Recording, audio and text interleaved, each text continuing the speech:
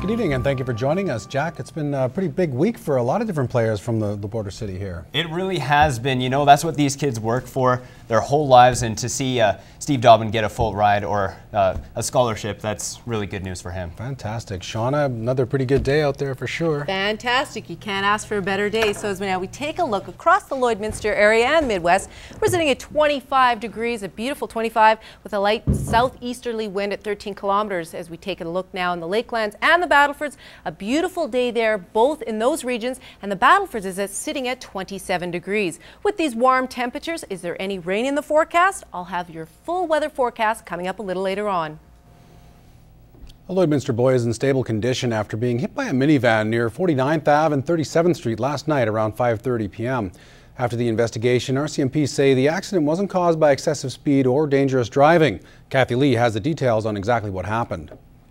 Corporal Mark Wilgosh's reports show the crash between a minivan and a boy last night did not involve foul play. As far as what we can see from the investigation was that the child came running into the street from in front of another vehicle.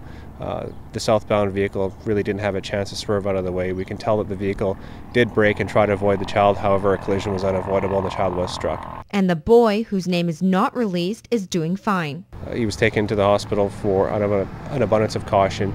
He did have some minor injuries that were sustained. However, as far as we're aware, he's still in stable condition right now. It was this neighbor who made the 911 call around 5:30 when he heard a thud while he was mowing the lawn. I looked over, didn't know if the kid was breathing or not, but thankfully he started crying, so we knew he was conscious at least, and just trying to tell him to stay on the ground because he kept trying to get up. This type of accident has been on the rise for the border city, as there have been a number of similar cases not too long ago. And, I think that really comes from the warmer weather conditions. More children are out playing.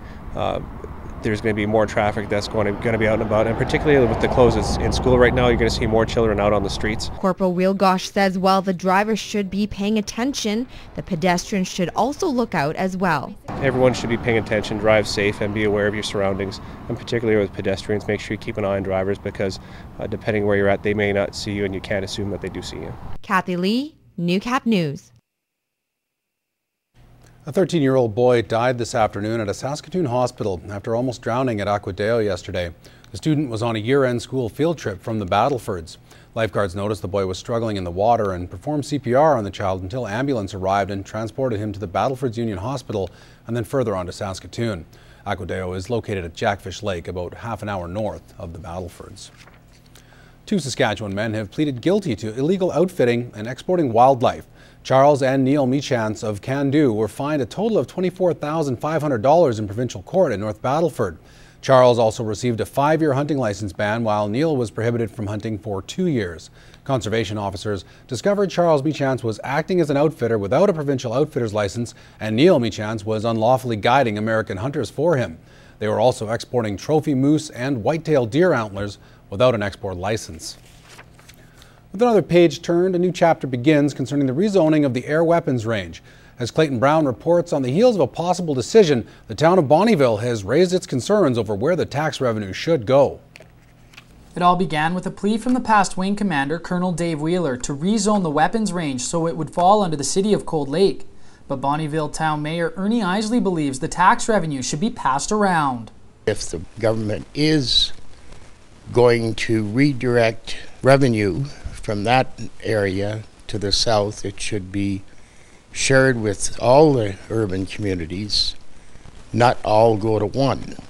Town Council brought its concerns forward to MLA Genialescu last night, but she says it's a complex issue and you can't please everyone. I am the MLA for Bonnyville, but I'm also the MLA for Cold Lake and everything in between, and I'm trying my hardest to do what's right for everybody concerned in the area. Some of it may not please some people, but that's the way it goes. Isley says a motion was passed requesting Lescu to work towards having the tax revenue shared. He says she accepted the motion, but he feels she isn't committed to supporting it. She seems to feel that the ministers are going to make the decision. It would be my opinion, anything that is sensitive in an MLA's riding, the MLA is going to be in on the decision making, and play a key role in that decision making. Lescu says she understands Bonnyville has some deficit problems, but she's still fully behind the City of Cold Lake receiving the money. We need to find solutions to solve issues that Bonnyville has, but the solutions for Bonnyville and what their needs is one topic. The Cold Lake Weapons Range is another topic. A decision from the province is expected in the next few weeks. In Bonnyville, Clayton Brown, Newcap News. You're going to need to have an extra couple of quarters ready when you call for a cab in Lloydminster. City Council has approved a taxi fare increase. The starting rate for a trip in the border city has jumped from $3 to $3.50. And those who approve the raise say it's actually long overdue. There hasn't been an increase in some time, so the combination of increased gas prices, we've all seen it, and maintenance, and we want safe, secure environment. The idea for the price hike was presented by Viper Taxi. Lloyd Taxi has verbally indicated that they weren't looking for an increase despite the city's relatively low rates.